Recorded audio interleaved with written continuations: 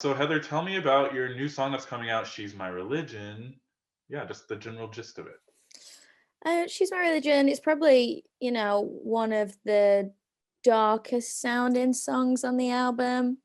Um, I wanted to write a love song and I wanted to represent, a same-sex relationship. But I wanted to do it because there's not a lot of songs out there that do it in, a pure way. They do it in like it's either like experimental or playful.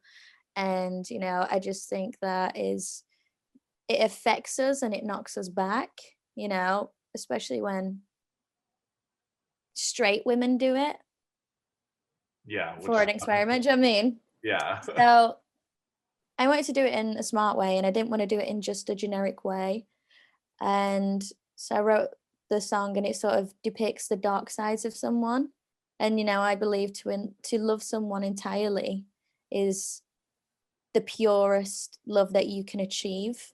And it's not just loving someone for all the positives that they can bring you, it's loving someone for, you know, every bad day, every sort of mood that they go through, like events that they go through, like depression, etc.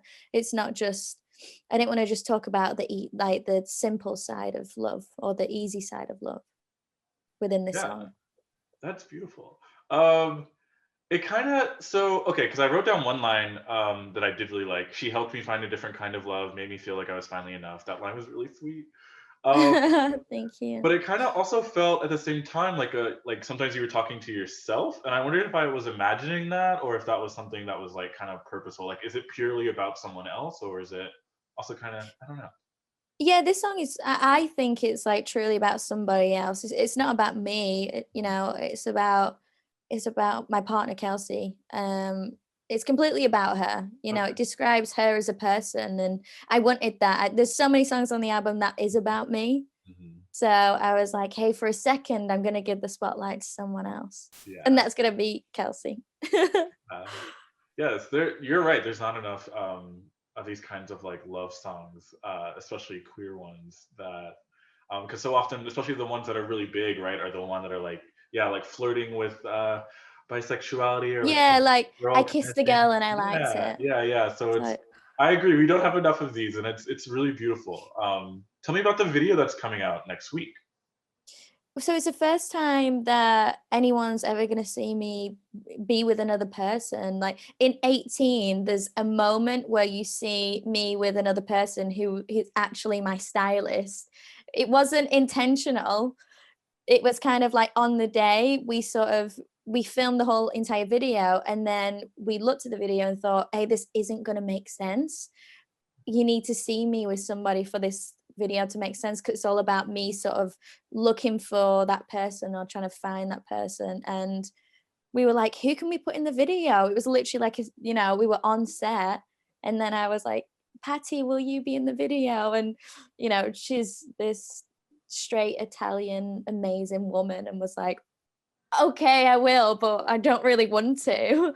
So she's in the video, but it's the first time you really see me intimate with like someone for um the whole entire video, and it's really personal and it's kind of scary in a way. Like being an artist, you reveal so much of yourself anyway through your music, and now I'm revealing, like a more personal side to me, which is my relationship. And um it does go through, like it is really intimate, and so it is like it's a huge thing for me and it's a huge thing for Pale Waves because it's a video that we've never released before. Hmm. So but I think it's going to be a really important video because there's not a lot of videos out there that are for gay women and are videos that represent the LGBTQ community. And for young girls especially, I feel like it's going to be in a video that will help them a lot and be there for them. As far as I know, this is the first time using the like she her pronouns, like a song about that y'all have done about specifically about a woman. Yeah. That's like, with the pronouns. Yeah. So I guess my question is, what was, I don't know if there was maybe something that was holding you back before doing it, or why was the time? Why is now the time that you wanted to do this? Well, when we were writing and recording our first album, I was only 23 and our Mm. career took off pretty fast. I think we released one or two songs and then it became, you know, we were on this train and the train was going whether we liked it or not, and it was full speed ahead. So Mhm. I hadn't discovered a lot of things and I didn't have time to discover myself. And during that period between me being 23 and being 25, I had traveled the world, d- discovered new things, I'd met new people. So I had gained a lot of experience on a variety of different things. And one being me sort of becoming happier with who I am and sort of embracing that a lot more. And I wasn't ready to put a message out to the world that I weren't fully comfortable with. Mhm. So I needed that time and process to sort of find myself and fall in love with parts that I, previously didn't like. Yeah. It took me a while to sort of really embrace my sexuality, and now I'm really proud about it and I want to be vocal about it to the world. Whereas before I think I was a bit intimidated.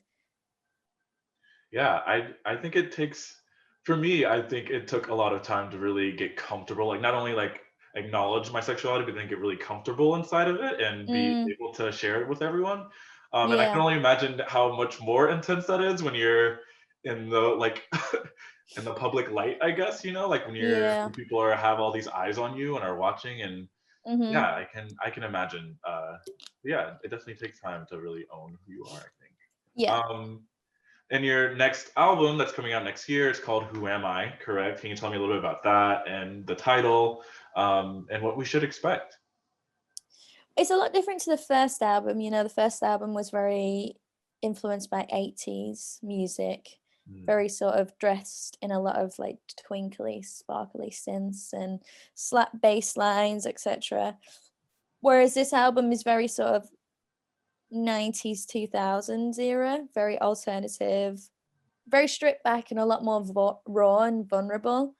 And going back to what we were just talking about, I've had that time period to sort of really develop as a person and to find what I truly want to speak about through my music and what I want to represent and stand for. So the album lyrically is a lot more unapologetic, and I speak and I voice things about that society needs to hear. There's a lot of songs that sort of evaluate society and sort of goes against society, like what it's like to be a woman, my experiences being a woman. I speak about mental health and I speak about my sexuality a lot and my relationship and sort of the dark and the light side of love. There's a variety of different things, but it's a lot more unapologetic and it's a lot more real. Mhm.